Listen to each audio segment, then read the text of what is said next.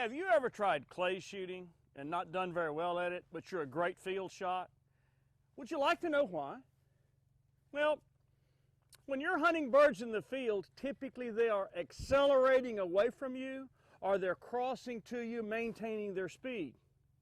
The clay target, on the other hand, is always decelerating. So if you shoot a decelerating bird with an accelerating gun, risk has gone through the roof. You need to slow your move down and get more in sync with the target because the targets you're shooting on the clay target range are decelerating.